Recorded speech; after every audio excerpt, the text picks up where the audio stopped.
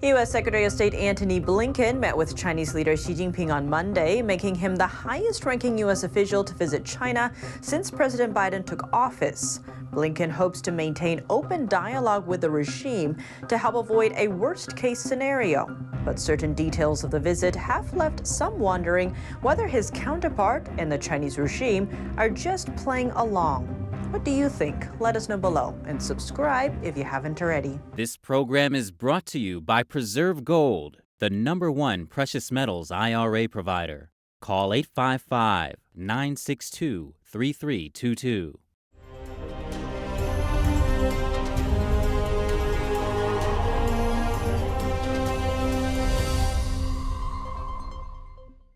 Welcome to China in Focus. I'm Tiffany Meyer. U.S. Secretary of State Antony Blinken is now the highest-ranking U.S. official to set foot in China since President Biden took office. On Monday, Blinken concluded a high-stakes trip to Beijing in hopes of maintaining open lines of communications with the regime. Blinken met with Chinese leader Xi Jinping at the Great Hall of the People, a venue usually reserved for greeting heads of state. During the meeting, Xi said that he hoped Blinken would make what he called more positive contributions in stabilizing ties between Washington and Beijing. Blinken said the U.S. has no illusions about the challenges of managing this relationship. That's as the two sides maintain steadfast in their positions over issues such as Taiwan, human rights, semiconductors, and the war in Ukraine. Healthy and robust economic engagement benefits both the United States and China. It's the responsibility of both countries to find a path forward, and it's in both our interests and the interests of the world that we do so. Blinken said that the U.S. neither supports Taiwan's independence nor plans on further escalating conflict with China. He also said that China has no intention of sending weapons to Russia amid its invasion of Ukraine. Beijing refused to resume military-to-military communication with Washington. In response to Blinken's trip, several lawmakers expressed concerns. House GOP Conference Chair Elise Stefanik said Blinken is legitimizing the CCP's continued subversion of U.S. sovereignty with his visit, while House Foreign Affairs Committee Chairman Michael McCaul called on Blinken to oppose sanctions on CCP officials. Blinken originally planned on visiting Beijing back in February, but the trip was delayed amid the Chinese spy balloon incident. The regime said the aircraft was merely a weather balloon. Washington shot down the craft, saying that China's mass surveillance program had been exposed to the world. So what kind of welcome did Blinken get in Beijing? The reception was fairly muted. Some details have caught the media's attention, like the lack of a red carpet for Blinken when he arrived at China's airport. Though Beijing doesn't typically roll out red carpets for other U.S. secretaries of state either, except for Hillary Clinton in 2012. What's more, relatively low-level officials greeted him when he arrived. He was received by Yang Tao, an official in charge of North American affairs inside China's foreign ministry. Beijing's biggest media mouthpiece also kept its response low-key. We have a stopover. Blinken met with his Chinese counterpart Sunday afternoon, but the state broadcaster's evening news program made no mention of the visit. Beijing's official mouthpiece, Xinhua News Agency, did have a piece out, but it didn't report on Blinken's comments during the meeting. Instead, it focused on the warning China's foreign minister Qin Gan directed toward the U.S. As for other details of his visit, Blinken met with China's top diplomat Wang Yi. The two officials were the only ones in attendance who didn't wear face masks during the talks. In contrast, no one present wore masks when Wang Yi hosted diplomats from Saudi Arabia and Iran earlier this year. Mass migration and illegal border crossings via a secret route from mainland China to the United States. In recent months, Chinese citizens are arriving at the southern border in unprecedented numbers. Cheng Wei-jie is one of many Chinese people who risked his life trekking through the jungle between Colombia and Panama. His plane took off from the southern Chinese city of Fujian in April. He first arrived in Ecuador, where Chinese citizens have visa-free access. Over the next month, he followed other migrants north, crossing 9 countries, including Costa Rica, Honduras, and El Salvador, to finally reach the U.S.-Mexico border. Chen says he remembers the muddy rainforests and rushing rivers, the treacherous boat trips in Honduras, and the body searches by Mexican thugs. Yet he notes he has no regrets, saying the place to go may not be heaven, but the place to escape must be hell. Chen worked as a fitness instructor in mainland China. From 2019 to 2020, he participated in pro-democracy protests in Hong Kong. He was later targeted by authorities while seeking compensation for a work-related injury. Under Xi Jinping, China's hardline COVID-19 controls have sent the economy into a tailspin over the past 3 years. Unemployment rates soared, and fears are mounting that Xi's third term could see even more stifling political repression. Those who lost their livelihoods set their sights overseas, seeking opportunities and freedom unavailable at home. From last October through this February, U.S. Customs and Border Protection made more than 4,000 arrests of Chinese nationals at the border, 12 times the figure from the same period 1 year earlier. According to the UN Refugee Agency, at a point in mid-2022, over 100,000 Chinese citizens were seeking asylum around the world. It's a dramatic jump, as that number only reached around 15,000 at the end of 2012, when Xi Jinping first came to power. Shifting to a public health update, new findings may boost the theory that COVID-19 stemmed from a lab leak. A recent investigation says 3 scientists at China's Wuhan Institute of Virology were the first people ever infected with the virus. Here's more on that revelation. Independent news outlet Public and Racket covered the probe, citing interviews with multiple U.S. government officials. It identifies Wuhan lab researchers Ben Hu, Ping Yu, and Yan Zhu as among COVID-19's patients 0. All 3 worked on gain-of-function studies of SARS-like coronaviruses in the Wuhan lab.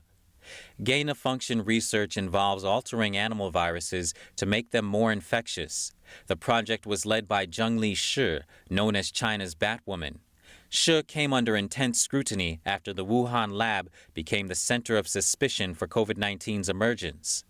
In 2019, 2 of the allegedly infected scientists, Hu and Yu, co-authored a paper with Shi.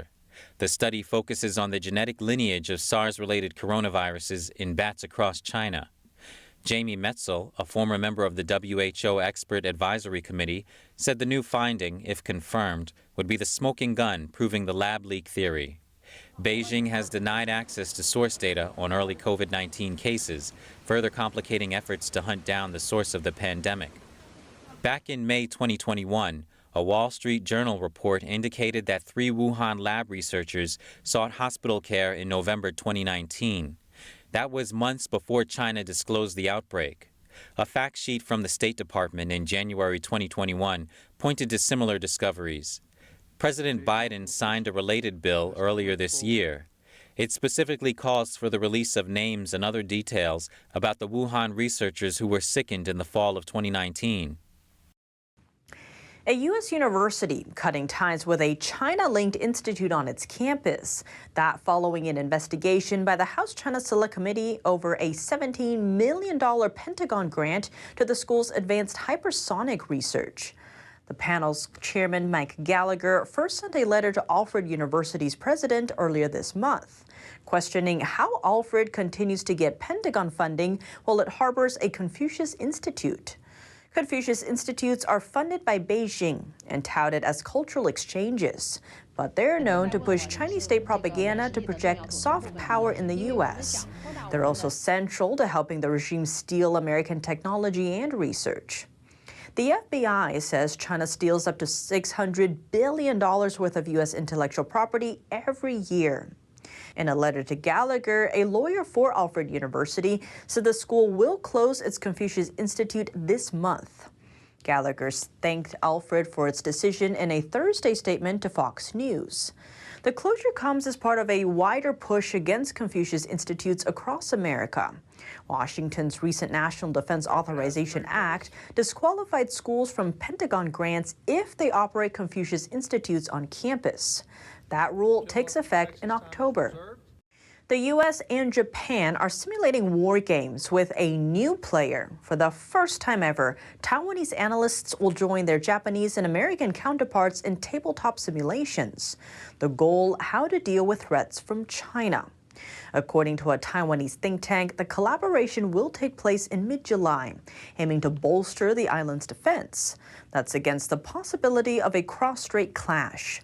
Previous simulations conducted by the U.S. and Japan suggest that the two nations would be able to defend Taiwan from a potential Chinese attack, but the impacts would be catastrophic on their ends, too. Beijing has been ramping up pressure on Taiwan for decades. The regime sees the island as its own territory. That's despite never having ruled it. In its latest remark, Beijing described Taiwan as the most prominent risk in U.S.-China relations. Amid that heightened anxiety, Americans living in Taiwan are beginning to think more about the unthinkable, an all-out attack from China. A recent media report also said Washington is preparing evacuation plans for the estimated 80,000 American citizens who live and work in Taiwan. Fox News spoke to several Taiwan-based Americans. Only a fraction of them are preparing for a Chinese invasion, though the State Department has advised citizens, especially those living in Taiwan, to register with their nearest U.S. consulate.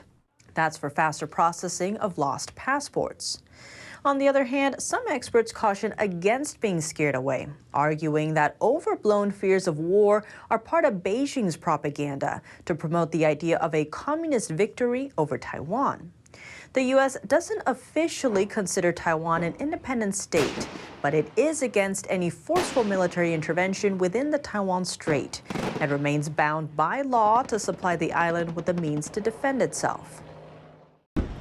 A diplomatic visit is in progress between the world's second and fourth largest economies. China's number 2 official, China's Premier Li Qiang, arrived in Germany Monday. It's his first overseas trip since taking office in March. German President Frank-Walter Steinmeier welcomed him in Berlin. Li will meet with his German counterpart, Chancellor Olaf Scholz, on Tuesday. Both German and Chinese officials will also meet business representatives. Worth noting, China remains Germany's number 1 trade partner, followed by the U.S. After departing Germany, Li will head to Paris for the summit for a new global financial pact, running June 22nd to 23rd. The visit follows the release of Germany's first national security strategy last week. And yet Berlin says it sees Beijing as a partner, competitor, and systemic rival. Also noting that the Chinese Communist Party poses a growing threat. NTD's Sam Wang has more.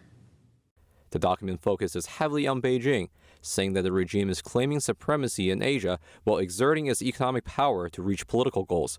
The blueprint also calls for raising defense spending and creating an agency to fight cyber attacks. The German foreign minister said that China sees the world through a different lens. And there we have great contradiction, and that is with the China issue. With the issues with regard to the rule of law, human rights, democracy, how do we see the world? Obviously completely differently. The document also urges Germany to reduce reliance on other countries for commodities. This parallels the European Union's call to strategically limit economic dependencies on China. Trade between China and Germany broke a record last year. The value of imports and exports reached a staggering $320 billion, making the regime Germany's most crucial trading partner for the 7th year in a row. Top German companies rely heavily on the Chinese market, and many of its CEOs are skeptical of cutting ties with the world's second-largest economy. Germany imports about 2/3 of its rare earth minerals from China. These materials are crucial components in electronics, aerospace, and defense. They're also indispensable in batteries, semiconductors, and magnets in electric cars. Given the regime's supply chain dominance, many businesses agree that dependency on China for rare earth minerals needs to be addressed. Sam Wang, NTD News. A Chinese researcher arrested in Tokyo on Thursday. That's on suspicion of illegally sending research data to a Chinese company via email. Chen Hengdao is a senior researcher at a Japan-based Institute for Science and Engineering.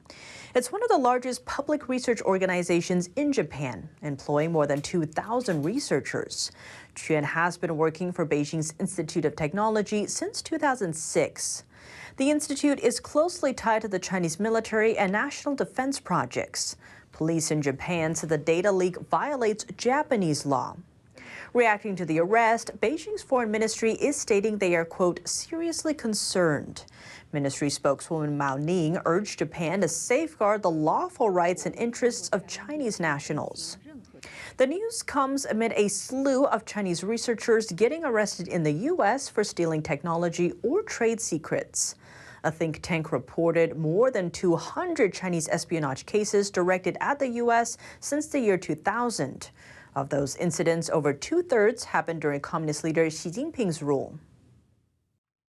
That's over today's China in Focus on YouTube. We're now sharing a shortened version of our program here after being demonetized for 2 years. Here's what to look out for in our second half. The U.S. Secretary of State's high-stakes meeting in Beijing. Antony Blinken describing the 2 days of diplomatic talks as candid, substantive, and constructive, adding that profound differences remain between the U.S. and China. Was the visit designed as a form of damage control? And what impact will it have on U.S.-China relations? We hear from Michael Sikora, founder and director of the Socrates Project from the Reagan White House, for details. The full episode is available on our partner platform, Epoch TV. To sign up, click the link down below. Thanks for watching China in Focus. I'm Tiffany Meyer. See you tomorrow.